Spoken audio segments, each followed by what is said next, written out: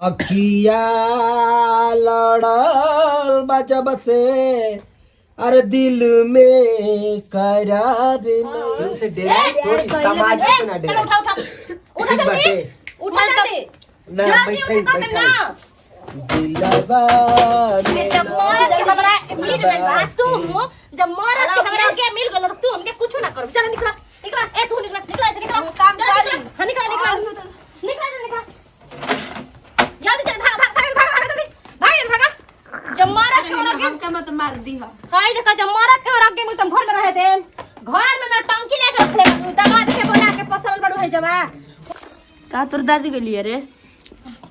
हां ये बुढ़िया के तनको कुछ बुझाता वे दिन भर घर से ना पाता रहतड़ी ई ना कि घरे तनी टाइम भइल त जाई बता दे कि का खाना पीना बनी अपने मन से बना द तब बाप रे कपार पर बारे कहू बचबे ना करिए ता ना पूरा करेजा वरेजा निकाल के चिल्लई हां कि गांव नगर जान जाई का कर तब ठीक नहीं कर छे ना एकदम का बनी करे बैठ गइल बा कहा गलिए बुढ़िया दुआरा बैठल बड़ो दोनों जाना अजय जर्मन कर्तन बना के रख दा कुछ और बोलिया त उनकी मुंह पर मारिया दो तीन छाप कुछ हो कैसे बन जाई दादा रोज पनीर हता मुर्गा हता मछली अंडा हटे आ रोज रोज मन करता खाए खातिर बताओ पहले मन इनको बुझात नहीं के पाहुन के आ कि बताओ मन एक कुल काहे जब आके एक 1.5 महीना हो गइल का वैसा ना आदमी का नाम लेता उठ भी रहते हुए बताओ केहू कहता कि काहे जब रहेला चलो एक दिन हो गइल त हो गइल बता 1.5 महीना ससुरारी में रहल जाला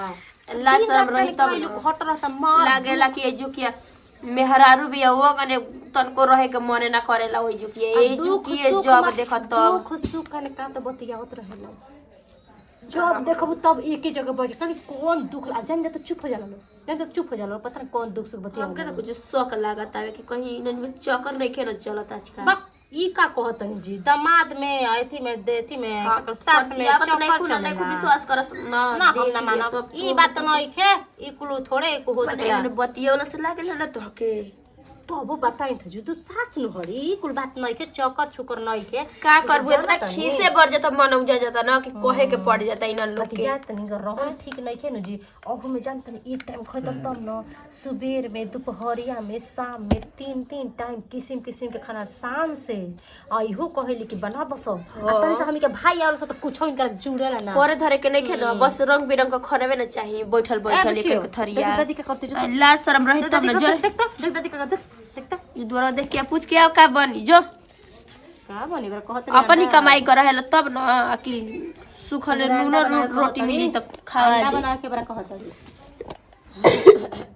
हटी हम जाई अंडा बनावे के हां जाकर हटी माजी माने हमार तबीयत खराब बा दवाई के कहनी तो कह दे कि पैसा नहीं के अंडा खातिर पैसा हो ना जोड़ी हमनी के भाई अगर जुड़त का हमनी के भाई आवत त जुड़ते नहीं खे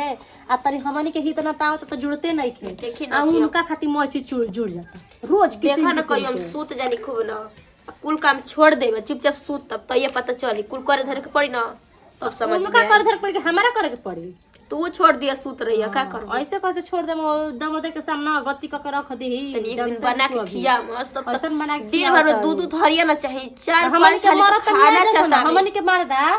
एक हफ्ता में वो जा जली खेत देबे लिए एक हफ्ता में कमैबा से ना मेहर मऊ बस घर में घुस रह बस आ ये जाते ही बोला ले बेली एक महीना 1.5 महीना 1 साल रखेली अरे तो बेटी को फोन करके बुलावा तड़ी के भाभी भेजा ई जाए के नाम लेता ना अब कहबू तो कहन कहेली खेदतिया मेरी दम तक हमका का जरूरी बा हमके काम बाटे जा जो मन करतन बना दे तड़ी चुप रह वो आवत का बाड़ी वो अबे ओनिया से गायब हो जई जा जा के बनावा खाना हट आओ तड़ी आओ तो चुप अरे वो ना यहां घूमे जतड़ी कौनी हां कि प्याज बाटे काहे न बनैलू खाना तो ए बेरा खीर पूरी बना दिहल जत तब ना ले आओ ना मनो करत खीर पूरी खाए के हां मम्मी जी कहत ने खीर पूरी बनावे के भाई हो देखो कहिए रे दवाई लिया के देली तो कहिए ले हम खानी ठीक हो के कहां गइल जी मारे जूता मोजा चढ़ा के काहे ई नखे देखी जाता का तोनी के जूता मोजा तोनी के भतार के कमीनी नहीं ना पहिना तो ओए ऐसा बात कर के जी का बनी बर बताए चीर के बना दो हमार करे जावा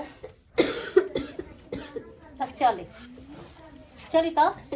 लिया के टांगे उंगी से काटे दो फाड़ दो हमार मंगिया के से वैसे ना रहनी है एकदम रंग के तरह चेंज हो जैसे बदरिया लागले के बाके फाट जाला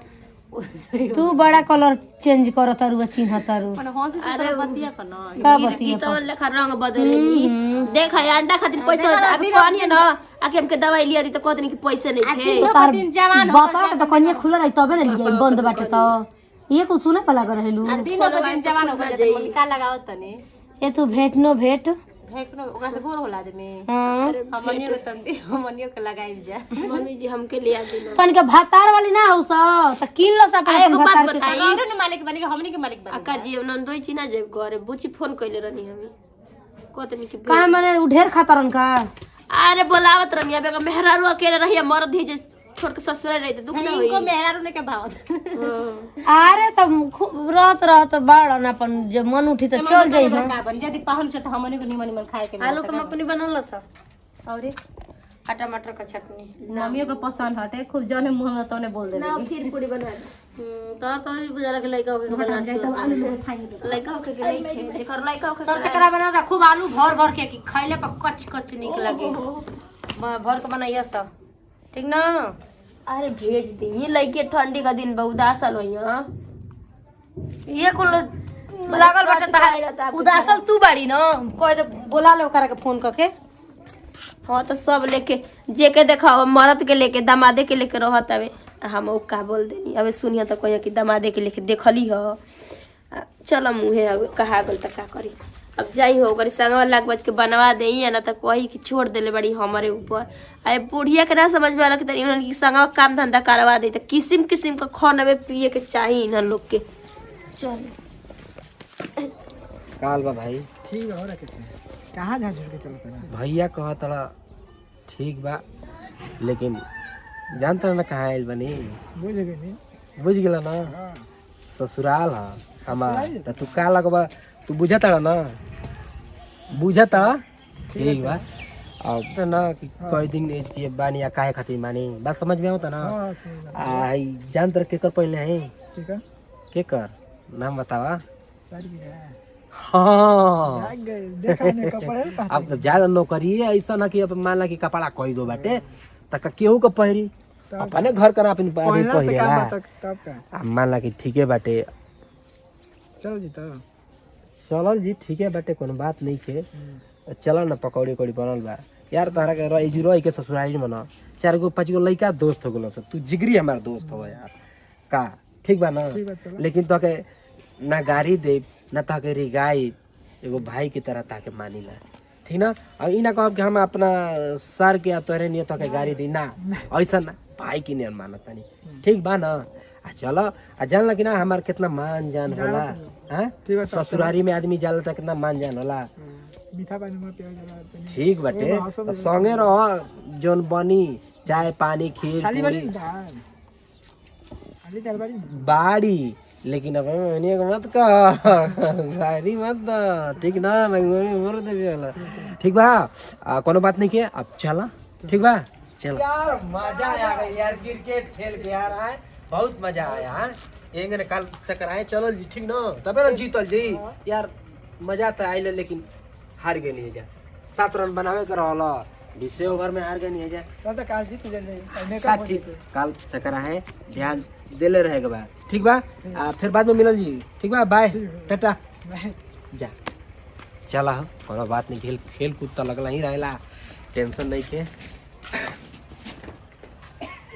का हो बैठी फूल मचनी आओ का हो फूल मचनी रउआ के आमा कहीं कि शोभा देवी कहीं का कहीं जब बुझा तो तब कहीं अब रो ऊपर ना बा देखो रंग बिरंग के कुल नाम धरत नहीं देखो फूल मचनी अपना घरे तू तो हमरा के घर जमाई दामाद बना ले ले बाड़ू ठीक बा प्यार के जाल में तू फंसा ले ले बाड़ू हमरा के तो का हो गई का हो गई बोले नाही केनो दिक्कत बता ना बताई कोनो दिक्कत नहीं के ठाड़ से अब 2-3 महीना हो गए ठाड़ से जौन बना के रउआ हमारा के दे तनी वो हम खा तनी जिया तनी बस खेती का काम बाटा तो करते बनी बा खेती करते बनी साथ देते बनी कोई दिक्कत नहीं के लेकिन आमा जी हो तो जहां रह जाला तहां कोई ठीक जाला है खाई पिए लेकिन 2-4 दिन पहले सुननी है कि 2 गो भौजी देख के जरत तरी लो से के उ गुरना के हमरा के देखे ली लो दोनों जानी आ डांटे लो खाना दे ली दे के आ चल दली लो रोने इना के रहेला कम बेसी होला त ना एके बार दे के और के थप के चल जाली लो पे जाए दितन हमरा खातिर दिक्कत परेशानी नहीं की समझ सक चाय मिलेला त चाय के जगह बिस्कुट नमकीन लागेला कि ना लागेला हित ना त ई सेवा सत्कार हमार होके के चाहिए त का सब देख के जरा ही के अपने बाटे घर न बाटे अरे देखा फूलमचनी हम मानत तनी कि हम अपने घर मानिला का ऊ घरवा ई घरवा बाटल नहीं के ना हमहू समझिला कि ये घरवा एक के है रउआ समझी रउआ समझाई ना के पतो के हाँ अच्छा हमसे प्यार करे नहीं ना हद से ज्यादा प्यार करीला हद से भी ज्यादा हाँ। तुम किसी से प्यार नहीं बस हद से ज्यादा किसी से डरना नहीं या प्यार नहीं करना प्यार करना हम आपसे प्यार करते हैं तो कहे का मतलब तो क्या मैं जेगो बात का बताई रहो से हाँ। ठीक ना अम्मा का क्या बोल रहा है अम्मा ये मैं बोलता हूँ कि अब दोनों दया दिन आपकी जलती है हमारे पर हमारे दोनों दयादी नहीं है पतो है अच्छा हमारा। पतो है मतलब वो दोनों दया दिन है ना हाँ दोनों तो दयादी। दोनों हम पर जलती है अरे वो देख के जलता तो क्या होता कहा हम होता नहीं जलता ना ना लेकिन नहीं होता तो सेवा सत्कार हमार नहीं होता है ना टेंशन मत लेता जाके खाना खा लेता टेंशन काहे हम नहीं ले टेंशन होता है हमको मेरा इज्जत खराब होता है हमारे गांव में देखो हमारे घर पे देखो तो परिवार माँ बाप लोग सेवा करते हैं आप इतना हट्टा कट्ठा होता काहे डराता देराई हट्टा कट्टा बरियार बानी हम ठीक बा लेकिन इज्जत प्रतिष्ठा के मान रखते हुए रउआ के हम कुछ कहनी ना कुछ बोलनी ला आ कुछ उन्होंने के हम ना बोली ला उल्टा सीधा अच्छा ठीक है अब नहीं कुछ कोई बोलेगा तो आमा आप समझा दे ठीक ना ठीक बा चली ठीक है ना हाँ समझा दीजिएगा आँख मून के प्यार करते नहीं प्यार करी के का कहता का नहीं ठीक के बा। कह उ सब टेंशन मत फूल मचनी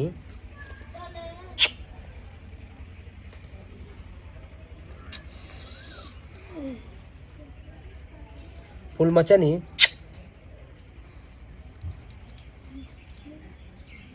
जाता जाता बाय बाय चाचा बाय बाय भूख लगता खा लेता मांगता पतों से मांगता ठीक है अगर कुछ होता है मैं वो आवाज देता ठीक है बाय बाय माँ जाता दौड़ के फूल मचनी आनंद आ गई कितना अच्छा देता चूमा कितना अच्छा लगता हाँ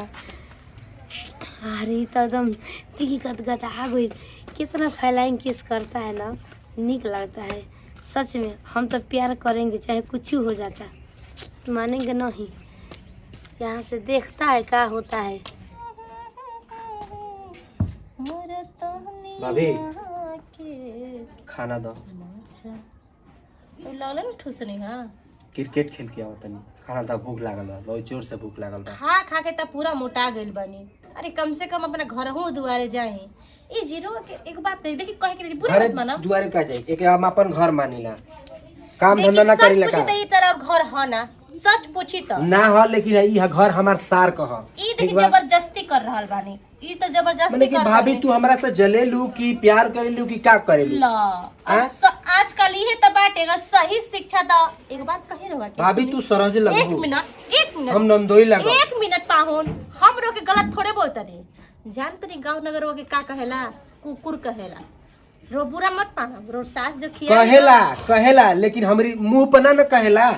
तोरी मुंह पे कहत है हम हाँ, तो अगर मुंह हमनी पे के अगर शरम लागी, जे भी दुख कही ना होई ना जी। जवन ही तो कहिए सा मुअली के मार दुख मारा तो होई ना बता इतना सुंदर के केहू कही कि कुकुर हटे पतल चाटेला न एथी में ससुरारी में रह के ना पतल चटवा हटे बता इतना गंदा गंदा बात ही लोग बोलत है बर्दाश्त होता है जी लोग कहेला हम नहीं चाहत कि रो ई सब बात सुनी ठीक बा ना मतलब रउआ नहीं ना कहत हमरा के ना भाभी ना अरे हम कहे के कहम जी रउआ हमरा से प्यार करीला व्यवहार बढ़िया से देना हमरा एकदम व्यवहार दी ना इज्जत करी ना हम हमरा जौन के। खाइम तन आई बैठे जा ठीक है बा। जाना तनी लोग खाली ऐसे कहता ने कुकुर ह चाटेला एकरा जुड़ेला ना मतलब छोड़ देले बा ई भौजैया के संगे रहेला का कि दाती का कला ससुरी संगे रहेला का इजा रखले अरे बड़ी बड़ी बात लोग बोलेला जी अच्छा, कि ठीक का बा, करम ठीक बा। बर्दाश्त करही के ठीक बाटे है सुना तनी हां त अच्छा इहो कहत फोन आई ला के कर हां फोन केले रहली है सरवा फोन कर रहा हाँ अच्छा वहाँ के हाँ कहत रहनी है कि ठीक बनी ना बॉर्डर पर से फोन आई ला हाँ ठीक है बा बता देबे कोई कि उनको पहले ले बनी पैंटवा कुर्ता बा ठीक ना बोलिए ना तो जी हम तो अभी के ध्यान देता नहीं जी अब पहन लेनी उनकर कपड़ा बताई तो ई कुल कपड़ा थोड़ी रो पहन मन रो याद करता नहीं का हमार दूसरा कपड़ा पहन लियो हमार सार हुआ सार को कुछ पहरी हमार जाय दी एगो आदमी पति हो जाला हवा। जाय दी पहन ढेर छोड़ उनका कपड़ा बाटे और दो चार कुर्ता बा उनका छोड़ के गइल बानी अच्छा। पहन के रोज सधा ले ठीक बा ठीक हाँ, बा, बाटे। कोनो बात नहीं के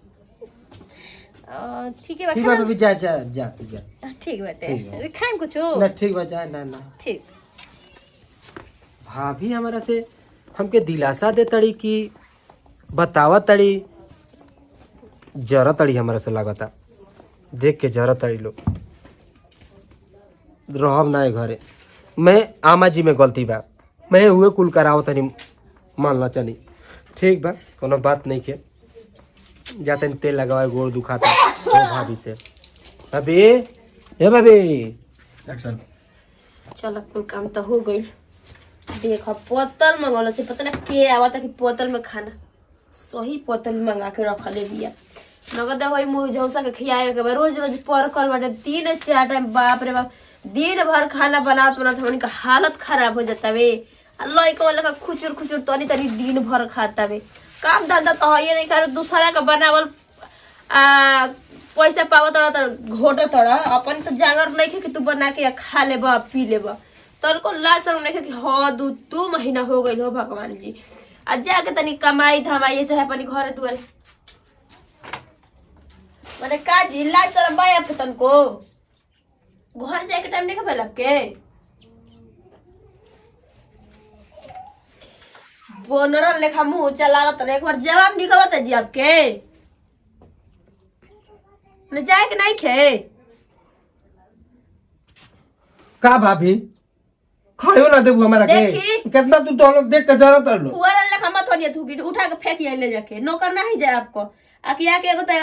कमाई खाता चलो हम सोचला नहीं जे ससुराल में रही के हमारी इज्जत पानी मिली चाय पानी मिली पकौड़ी सकौड़ी बनी तो ये हमारा को उल्टे सीधे बोला तो जरा तर पकौड़ी सकौड़ी चाय पानी ना मिलेला क्यों नहीं आयल बनी मुंह उठा के झुकिया बाप रे बाप लास्ट में आपकी जगह अब हम रहती धीरे ना बोला लोग का हम कोई रहती ना तो सच कही तो कूद के जान दे देती मर जाती आप बानी के बेलौज लेखा सुनत हमी कितना बोले लू हो भौजी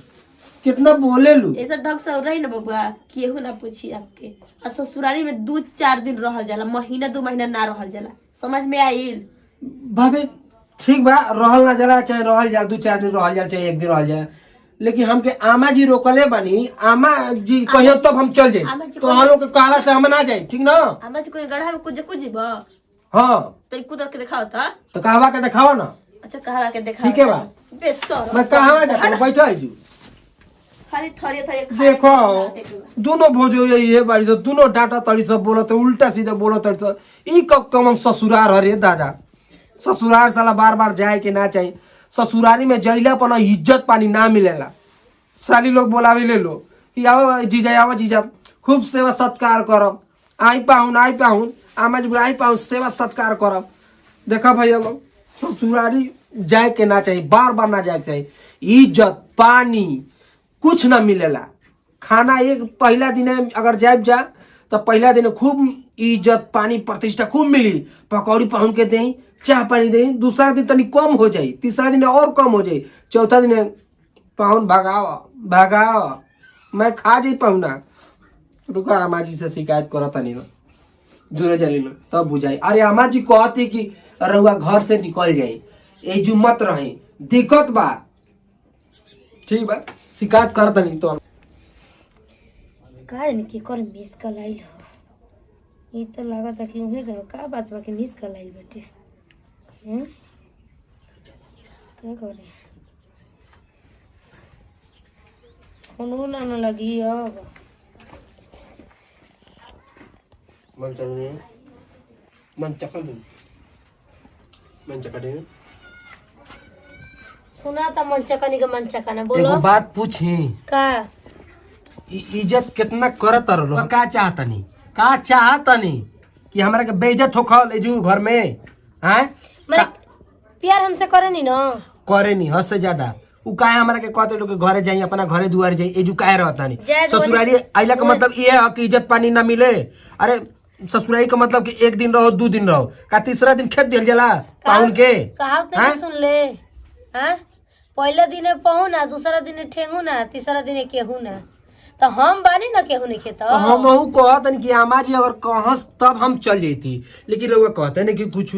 अब समझाई उल्टा सीधा हमरा के बोलत तरी लो, कहते लो गाली देते लो हमरा के। हाँ गारी हाँ बोलत तरी लो के एकदम हद कदल बड़ी सका। बोली फेंकत तरी लो कि गांव का लोग में कुछ कुकुर कहता पतल चाटेला ए ससुराल में हेंगन काम कौन करे। कहला से बड़ हे तो करे ना। छोटकी कॉलेज से उ का नाम है लीचिया बो। लीचिए बामा बना न कहला से ना हम ना कह लीची कहला से लीचिया। अबे हम ओकरा के बताव तनी। एंगन कहल जाला कि कुकुर नियर जो रह के सोना पतल चटेला कुकुरा हगल चटे ई सब का बोले वाला ह। बे का फालतू बोले नी। हम बोलली कि बोलजी बोलत तड़ी हमरा के उल्टा टूटनी सीधा। कदम सने हद क देले बड़ी सन। जाई देखी समझाई। हमार घर दुआर ना तो हमार घर हम धन चल जाई दौलत। अपना। जाई तवे छे टूटनी का चाहत से हाँ, हमार तब हम घर चल दुआर जाई हमार घरे धन ना। दौलत आई मलकाई चलावेला ठीक बड़ी बा सन। कोनो तू नहीं के हम चल जेतनी का हां चल जिन हम रहम के गने कहां बाड़ू सरे। अरे बापा बाबू केने गइलू सो। ए लिचिया भौजी लीची बो मनो कलो ये लोग के लेकर भीख मांगन के देख लो उल्टा सीधा बोलो देख लो। दूरी लोग तो भीख मांगे चलिए उतर लो। तारे का भीख मांगत आदमी हेने नहीं खेलो को। मम्मी जी अरे हो ये भीख मांगा बड़ा तंग जा तरी मांग के खाए के दूसरा घर के आदत में हो गेल बा जी। जे तरह सर मांगे खाती बोली मम्मी जी। आ के तो का भीख मांगे ना जरा बता थे। अरे दुआरा पहले मांग खाती आटा मुंह संभाल के बोलबू सके ना बोलबू सही बताव सो। का हो गेल मम्मी जी। का मने हमर दाम दा ढेर खाता रहन। आई हे पाहुन जी कुछ कहनी है जी हमनी के रो त के कुछ ना कलबो सना त अब कान खोल के सुन ले। ई हमार हमन मरद इनकरा बिना हम रह ना सकेनी ठीक बा। प्यार करेनी बाकी क्या कहते एक की वजह से रखले रहनी। ई ना जानकारी रहल त अब जान गलू सब ये कितना। क्या कहतनी मम्मी जी। अब कितना बात अब हम माई तमाम बानी ससुर तमाम बानी। मनरा बोली बोलतनी बोली नहीं बोलतनी प्यार करेनी हद से ज्यादा करेनी इनकरा बिना ना रह सकेनी। अब एकर अब जो मजाक करतनी ये कुल मजाक कर जले चुप रही जन करे कोई तन कह लियो सा ठीक बा। मजाक करतनी मजाक करे वाला होन राउर। तुम ठीक है बा मजाक करतइन त आगे आगे देखो सा। हां जी पाहुन सही मम्मी कहतनी तो का मजाक लागत हटे। ए दीदी आई हो दादा ए दीदी जी का हो सुनी है ने दादा आओ तनी। अरे हमार तो झटका लागत है ई मजाक होता कि का होता है दादा। मैं चल जेबा मैं तो का मजाके लौकी। ये गाड़ी देत रहली पूछ के गाड़ी देत रहला जी। आई आम बो माने गाड़ी देत गाड़ी रहली। देता नहीं यार। हां तो गाड़ी नहीं देते त का देते रे। माने मम्मी जी खड़ा होके हम बताइए आपके। हां तू ना तो बैठी हो मम्मी जी खड़ा हो की। बच्चे तो सुने ना प्यार का दो के करन जाए ना। हां तो उहे ना बात बा बैठ के देखो सब प्यार करतन केंगने। माने लाज शर्म बाजी कि एगो तो बैठल बैठल जे खाता नहीं है माने तोर कमी नहीं खाता ना तोर घर द्वार ना लाज शर्म बाजी कि अंगने आके जो बैठ के खाता नहीं है आपके घर द्वार तू ना खियाव रहता तरी का तू खियाव तरी देख लो इनकरा के अपन जान काट के दे दे समझ गेली ना बोलत नहीं ओकर फायदा उठाओ तरु सब। एक शब्द मत बोलिए सा नजर उठा के कभी ताके की कोशिश मत करिए तो मने बताई का रिश्ता बरा और मने काहे से मर्द मेरा का रिश्ता बा और सुन भी मने ई का कहत करो बेटी के मन परवाह नहीं के से बात कहतनी। बेटी के परवाह मतलब मने बेटी रहू छछना तिया चल हट दाबू मत हम इनकरी और भले बैठ जाब लेकिन तोरा और ना बैठ सकेनी। आ बोल दा का कहत कोरा में गई जी कोरा में सट के उलट के पलट लाट के दिल बड़ा सुखवाइयो बिजली के तार में दतार दौड़ैल या लड़ल बचब से अरे दिल में करार नहीं के हेलो हो लेनी ना दोनों हाथ थपरी बजैबे करी अखिया लड़ी ता प्यार होइबे करी प्यार होइबे करी। चलिए जैसे एक्चुअली जे मालिक रहला उ सुनी लेहल तब हमन अरे, का बोले तू सामने में बैठा हम देखते रहती है तुमसा कोई प्यारा कोई मासूम नहीं है तुम जानो चल मेरे चल तुझे अरे चल ए छोड़ जी हटे हटे चले जी चले दर्द के बढ़ा के गई ए रो तनी जीरो आइल ही तई में 4 दिन खातिर बाकी हल्फा मचा के गइल हो दादा बाकी हल्फा मचा के अरे गांव के सुखरिया के रहे उ साली आ देखे में बोल के बड़के खिलाड़ी का ठीक है जब हमनी के खुश रहल जी तो दुनियादारी समाज के लोग कुछ ना कर प्यार कइले बानी हाँ क्यों से डेरा थोड़ी समाज से ना चल डेरा उठा उठा ठीक बाटे उठा जल्दी ना जल्दी बैठे उठा ना दिलवा ये जब मरद के हमरा मिल गइल बा तू जब मरद के हमरा के मिल गइल तू हमके कुछ ना कर चल निकला निकला ए तू निकला ऐसे निकला काम कर हां निकला निकला जल्दी चल भाग भाग भाग भाग भाग भाग जब मरद के हमरा के हमका मत मार दी हो हाय देखा जब मरद के हमरा के तुम घर में रहे थे घर में ना टंकी लेके रखले बाबू दामाद के बोला के पसरल बड़ू है जवा होय देख रे कोई से खुलियाम कहतिया ई बेशरम कि हम